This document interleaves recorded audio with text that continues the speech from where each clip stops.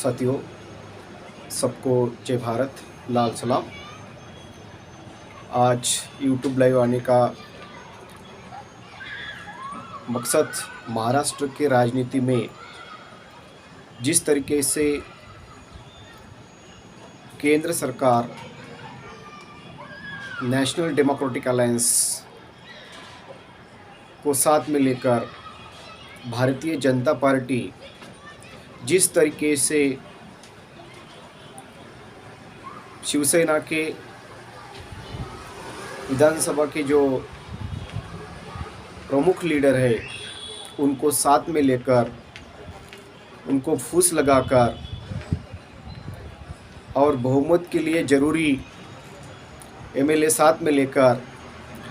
शिवसेना में एक बहुत बड़ी फूट निकालकर भारतीय जनता पार्टी ने शिंदे गट को साथ में लेकर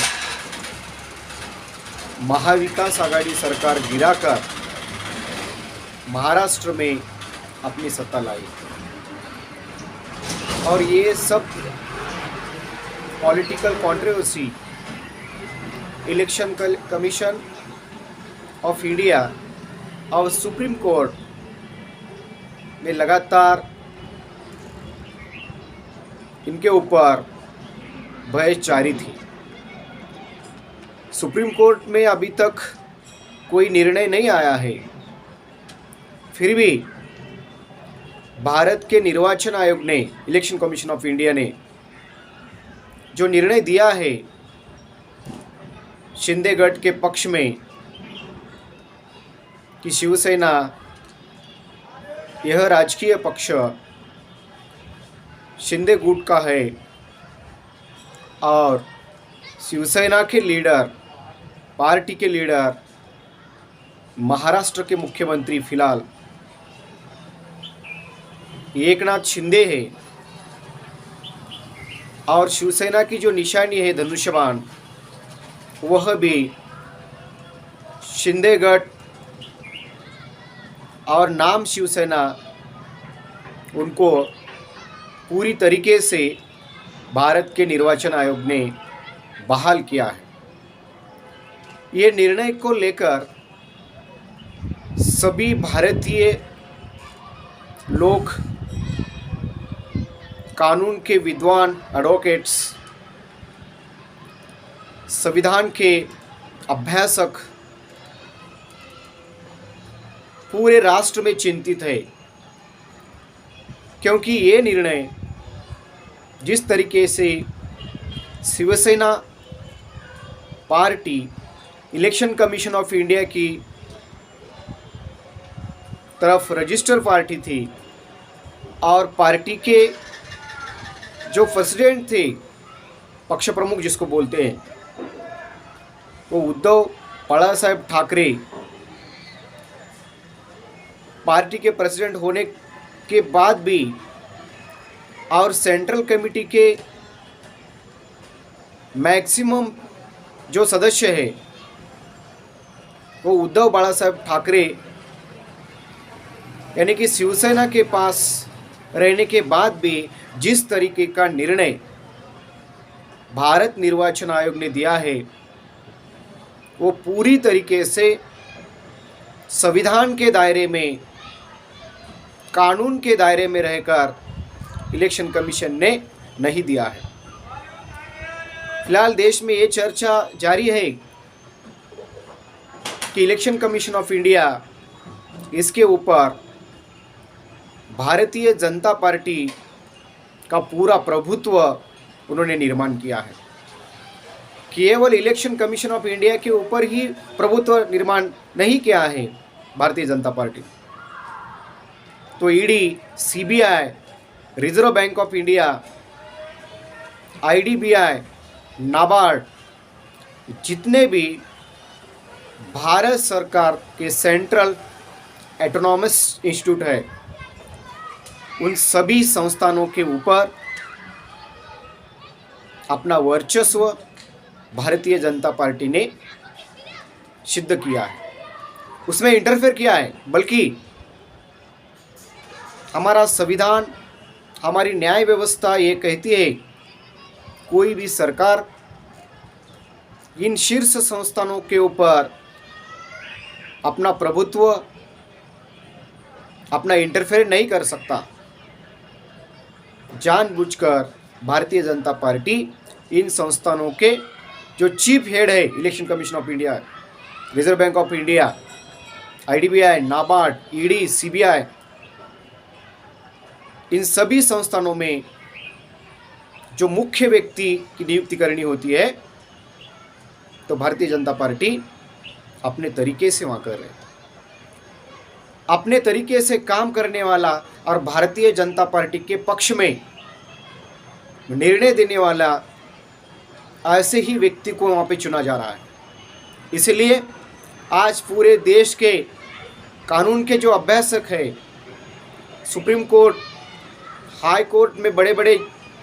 जो जजेस रह चुके हैं, वो भी कह रहे हैं कि इलेक्शन कमीशन ऑफ इंडिया ने बहुत ही गलत निर्णय लिया है। क्योंकि पार्टी के जो प्रेसिडेंट होते हैं, जब कोई भी पॉलिटिकल पार्टी इलेक्शन कमीशन की तरफ पंजीकृत कराने के लिए जाती है, उस वक्त पार्टी का लीडर ये मुख्य होता है, जिसमें शिवसेना में उद्धव बाळासाहेब ठाकरे पार्टी के प्रेसिडेंट फिलहाल थे, और central committee, state committee, regional committees, district office bearers, taluka committee और ऑफिस बेयरर्स, ये सब शिवसेना के उद्धव बाळासाहेब ठाकरे के पास रहते हुए भी इलेक्शन कमीशन का जो निर्णय आया है तो एकनाथ शिंदे के फेवर में आया। पक्षांतर बंदी कायदा हमारे देश में बरकरार है, फिर भी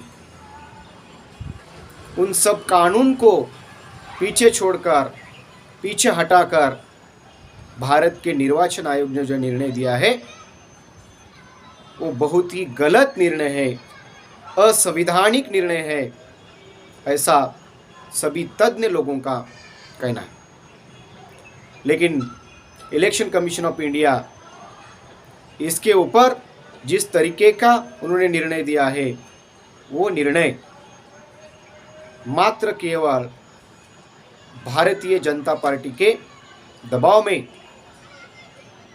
भारतीय जनता पार्टी की केंद्रीय लीडर अमित शाह के दबाव में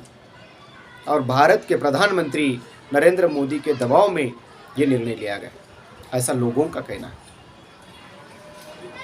इसलिए मैं आज ये बात सभी महाराष्ट्र के जनता को और सभी भारत के जनता को कहना चाहता हूँ कि मोदी लाओ देश बचाओ, बीजेपी लाओ और विकास करो, ये जो नारे लग रहे हैं तो इन नारों को हमें भूलना नहीं चाहिए। इन्होंने पहले भी कहा था कि जब हमारी सत्ता केंद्र में आएगी तब विदेश से काला धन लाएंगे और सभी भारतीय लोगों के खातों के ऊपर 15-15 लाख रुपए जमा करेंगे। अभी तक 15 लाख रुपए जमा नहीं हुए हैं। अभी तो काले धन की बात भी नहीं करती है। अमित शाह और नरेंद्र मोदी बोलते हैं कि ऐसा हमने नहीं कहा था। इतना झूठ बोलकर भारतीय जनता को पूरी तरह से फंसाने का षड्यंत्र भारतीय जनता पार्टी ने यहाँ पे रचाया है। दूसरी बात यह है कि BBC जो है ये बहुत बड़ी इंटरनेशनल लेवल पर काम करने वाली इलेक्ट्रॉनिक मीडिया और प्रिंट मीडिया है। उन्होंने जो डॉक्यूमेंट्री बनाई थी, जिस तरीके से हमारे प्रधानमंत्री जी काम करते हैं, जिस तरीके से केंद्र सरकार भारत के विकास के खिलाफ काम कर रहा है, भारत में दिन प्रतिदिन भ्रष्टाचार बढ़ रहा है, और इनका पर्दाफाश करने के लिए जो डॉक्यूमेंट्री बनाई थी वो बीबीसी के ऑफिस के ऊपर इनकम टैक्स की रेट वहाँ पर डाली जाती है। इसलिए अंतर्राष्ट्रीय स्तर पर भारत का नाम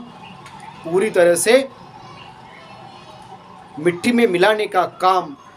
ये केंद्र की सरकार भारतीय जनता पार्टी कर रही है। जिस तरीके से हिंडनबर्ग रिपोर्ट से पूरे विश्व में अडानी का नाम, अडानी का काम, गौतम अडानी जिस कंपनी से जुड़े हुए हैं अडानी एंड ग्रुप, वो सभी कंपनीज भारत के LIC of India, state bank of India और भारत के जो शीर्ष संस्थान है, बैंकिंग संस्थान, इंश्योरेंस संस्थान और भारत के जनता के पास से जिस तरीके से सरकार के पास से लोन इकट्ठा किया है, तो कंपनी के एसेट से ज़्यादा लोन होने की वजह से कंपनी पूरी तरीके से अभी अंतर्राष्ट्रीय मार्केट में डूबने जा रहे हैं। फिर भी संसद में,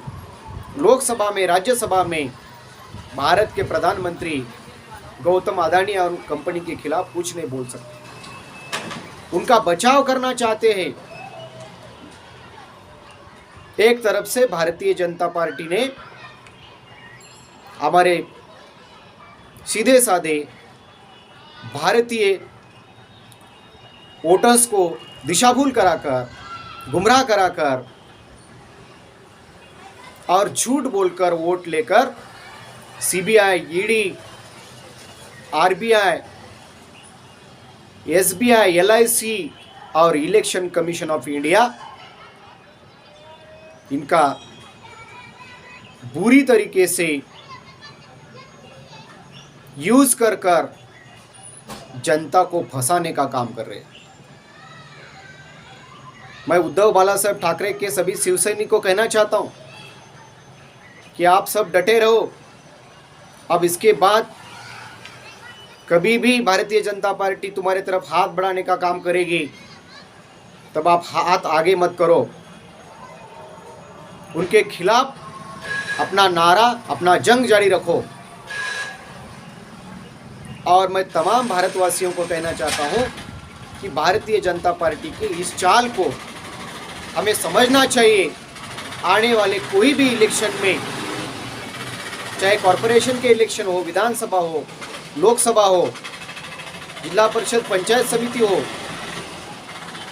हर लोकल सेल्फ गवर्नमेंट के इलेक्शन में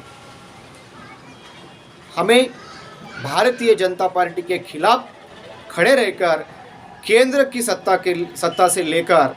लोकल सेल्फ गवर्नमेंट की सत्ता में भारतीय जनता पार्टी को हटाना और मिटाना, यही हमारा काम रहेगा। इतना ही मैं इस समय कहता हूं। और इलेक्शन कमीशन के निर्णय के खिलाफ उद्धव बाला साहब ठाकरे ने सुप्रीम कोर्ट में याचिका दायर करना चाहिए और सुप्रीम कोर्ट के ऊपर, भारतीय न्याय व्यवस्था के ऊपर भी हमें विश्वास करना चाहिए। अगर ये भी खरीद लेते हैं तो फिर भारत में बहुत बड़ी एक लोकशाही क्रांति, लोकतांत्रिक क्रांति होने के लिए ज़्यादा देर नहीं लगेगी। इतना ही मैं कहूँगा। फिर से एक बार जय भारत, लाल सलाम।